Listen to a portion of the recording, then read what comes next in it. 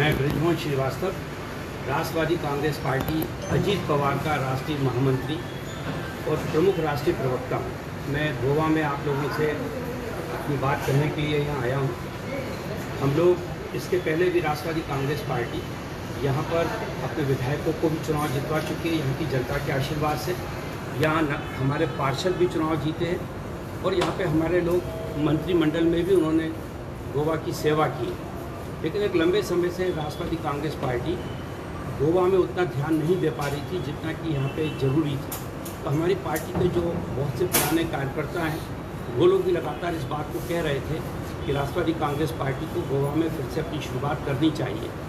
और यही बात हमारे यहाँ पर जो टीएमसी के कुछ साथी हैं, हमारे कांग्रेस के साथी हैं, आप पार्टी के हमारे कुछ साथी हैं, वो लोग भी लगातार इस बात को कह रहे थे कि अगर राष्ट्रवादी कांग्रेस पार्टी यहाँ पर अपनी गतिविधियाँ शुरू करेगी तो आप पार्टी के लोग, टीएमसी के लोग और कांग्रेस के बहुत सारे ऐसे लोग हैं जो हमारी पार्टी को ज्वाइन करके गोवा में राजनीतिक रूप से गोवा में काम करना चाहते हैं। इसी बात को ध्यान में रखते हुए ये मेरा गोवा का पहला दौरा है।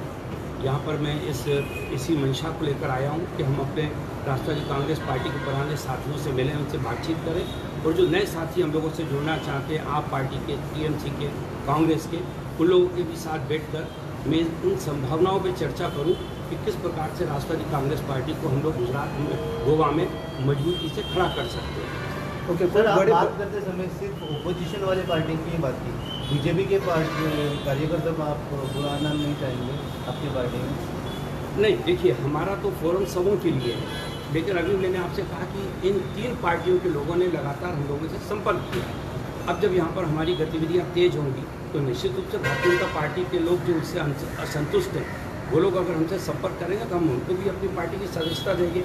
हमारा गोवा में किसी भी राजनीतिक दल के साथ किसी प्रकार का कोई गठबंधन नहीं है। राष्ट्रवादी कांग्रेस पार्टी यहाँ अपने चुनाव चिन्ह पर घड़ी के ऊपर चुनाव लड़ेगी और हमारे अपने मुद्दे होंगे और गोवा के लिए हमारे अपना सोच होगा जिसके माध्यम से हम गोवा को एक बेहतरीन राज्य बनाने के लिए काम करेंगे। और सर, अभी आप गोवा में कौन से इश्यूज देख रहे हैं? क्योंकि आपके गोवा में अभी कार्यकर्ता कोई नहीं है, आपका मेंबर भी नहीं रहेगा, आपका लीडर भी नहीं रहेगा, तो उसके लिए आप इश्यूज क्या देख रहे हैं? हर चीज़ शून्य से शुरू होती है और जो पॉलिटिकल पार्टी ये सोचे कि वहाँ जब किसी प्रदेश में या किसी ज़िले में वो पहुँचे और वहाँ उसको जनता पूरे हाथों हाथ ले तो ये कभी भी नहीं होता। शुरुआत करना पड़ती है और हम लोग यहाँ पर रहे हैं, यहाँ पर हमारे विधायक जीते हैं, यहाँ पर हमारे पार्षद जीते हैं, यहाँ हम लोगों ने हमारे लोगों ने मंत्रिमंडल में काम किया है मंत्री के रूप में। तो ये कहना गलत है कि यहाँ पे हमारा जनाधार नहीं है। ये बात सच है कि इस दौर में राष्ट्रवादी कांग्रेस पार्टी उतनी सक्रिय नहीं रही है। अब हम लोग उसको एक्टिव करेंगे और पूरा जन समर्थन हम लोगों को मिलेगा।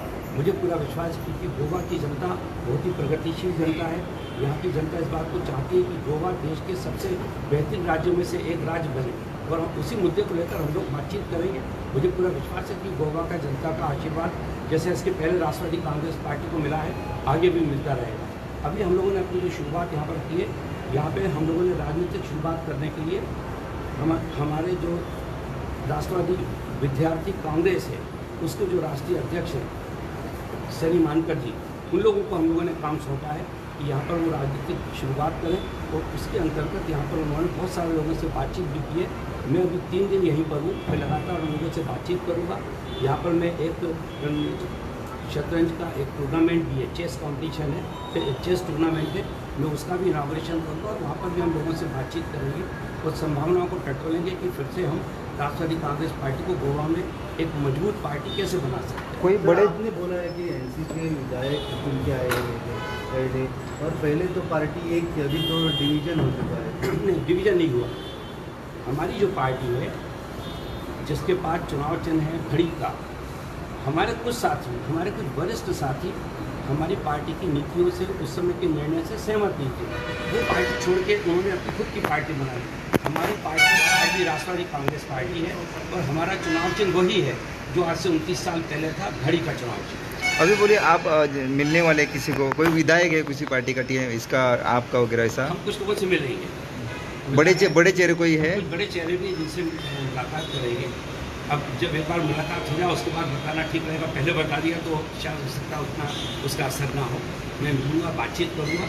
मैं आइए खास तौर से इसके 3 दिन का मेरा जो अपने यहाँ पे स्टे है उसके पीछे मूल कारण ये है कि मैं सारे लोगों से मिलकर बातचीत करके उन संभावनाओं को टटोलना चाहता हूँ, क्योंकि हमने ये देखा है कि जितनी तेज़ी से गोवा का विकास होना चाहिए था उतनी तेज़ी से गोवा का विकास नहीं हो रहा, जबकि यहाँ का आदमी बहुत मेहनत कश है और वो चाहता है कि यहाँ के टूरिज्म को बेहतर से बेहतर किया जाए। यहाँ पे जो होटल इंडस्ट्री है वो अच्छी से अच्छी होटल इंडस्ट्री हो जो पूरे विश्व में जानी जाए, लेकिन वो संभावनाएं नहीं हो पा रही हैं।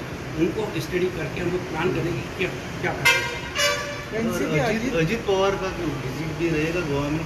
हाँ बिल्कुल, दादा तो अजीत दादा पवार तो गोवा को हमारे प्रोफेसर पटेल साहब गोवा के प्रति बहुत ज़्यादा संवेदनशील है। वो चाहते हैं कि गोवा प्रगति करे, क्योंकि गोवा तो एक तरह एक महाराष्ट्र का एक हिस्सा था, तो उनका जो अटैचमेंट है, उनका जो गोवा के साथ जो बंधन है, उस बंधन को तो नकारा नहीं जा सकता। तो आप एनडीए के अलायंस और पार्टनर, साथ ही साथ हम लोगों ने ये भी फैसला किया है कि अगस्त में हम लोग गोवा में राष्ट्रवादी कांग्रेस के प्रदेश कार्यालय का उद्घाटन करेंगे। लेकिन आप एनडीए के अलायंस पार्टनर नहीं होते।